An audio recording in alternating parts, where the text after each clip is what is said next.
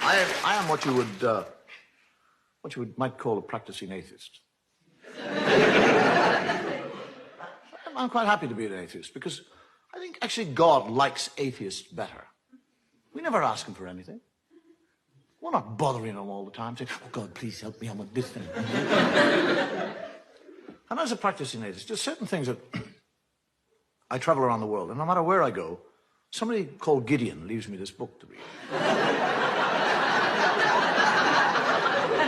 It's an Irish book because it says it all began at the beginning.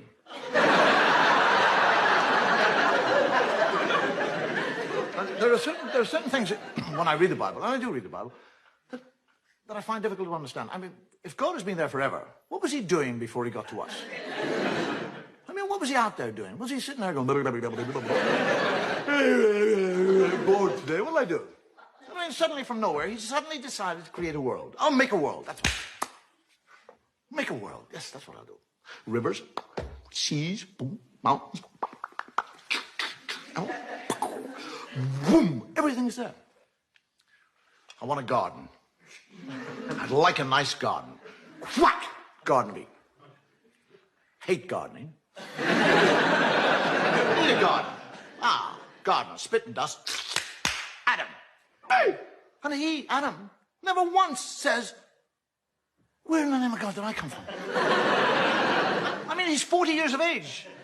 He has no child, he has no recall. He doesn't say, how did I get here? But he's quite happy. He just kind of trundles around the garden, working away. And God is looking at him. And he sees that Adam is happy.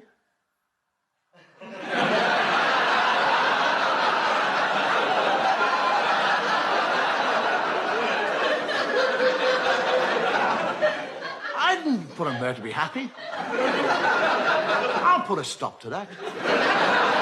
And God, during the night, sneaks down like a thief and steals, doesn't ask, doesn't request, steals it. His rib. And from his rib, he makes woman. And Adam wakes up in the morning, he's a real thickie. He's lying there, and there's somebody else, he doesn't say, where did you come from? How the hell did you get here? Where did you get those lumps?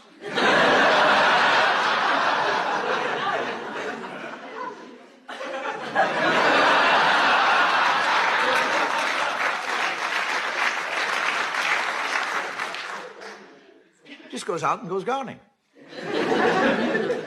And God comes down and has a conversation with Eve and tells her that she can eat of any fruit in the tree in the whole garden with the exception of one fruit tree.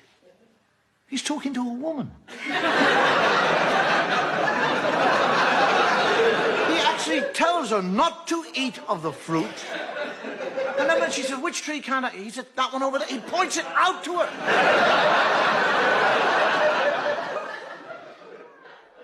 And when he goes and hides, and she sneaks up to the tree, and a snake comes down and has a conversation. A snake. Now, if I see a snake, I'll back off.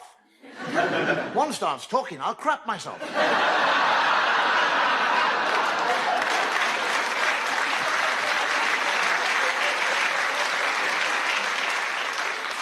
And the snake actually convinces her to eat the apple. And she eats the apple. And when she eats the apple, she learns shame.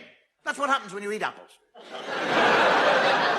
Now, she's not ashamed that she's disobeyed God or that she's eaten the apple. She's ashamed of one part of her body. That's all. She becomes ashamed of that area of the body.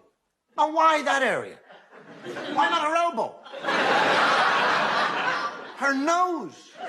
Do you actually realize that if Eve had been ashamed of her nose, every woman in the world now would be ashamed of your noses? You'd all be sitting here tonight with little nose knickers on.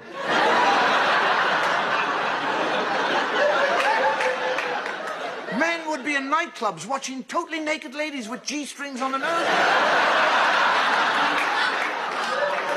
Take them off. Oh, I saw a nose. And this is the book. This is the book that you'll go into court and place your hand upon.